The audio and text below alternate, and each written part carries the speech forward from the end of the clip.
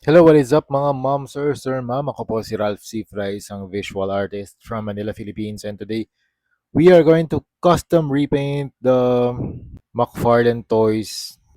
Yun, McFarlane Toys Deathstorm and McFarlane Toys din na Batcycle. Lagi ko nakakalimutan yung Deathstorm na name. Alright, first step is to apply Bosny number 1 in 1 flat clear dun sa Batcycle and kay Deathstorm. Yun yung primer natin. And then nag-add na rin ako ng munition pack version 3. And then para dun sa bone wings na custom na din ako. Scratch build to mga mom sir. Scratch build from barbecue sticks, cardboard, and glue gun. Glue sticks. Kakabit natin dun sa one side sa kanyang likod. And also gumawa na rin pala ako ng mga additional spikes sa kanyang shoulders para merong kakabitan yung chains na accessory niya.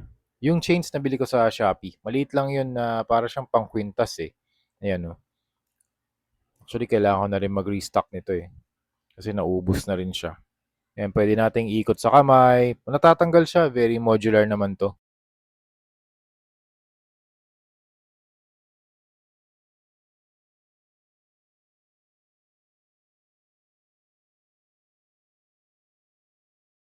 Tapos kapag na-prime na natin yung si Deathstorm, we are going to use Hero Paints Gunmetal. Thank you very much Hero Paints for sponsoring this video and sa mga future na custom repaint projects pa natin.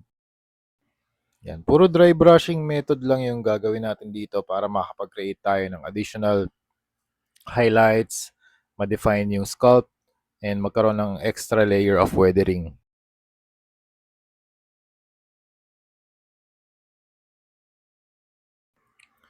Alright, ito naman yung bat cycle. Same lang din yung gagawin natin sa bat cycle. Dry brushing muna lahat sa lahat ng areas. Gunmetal na paint.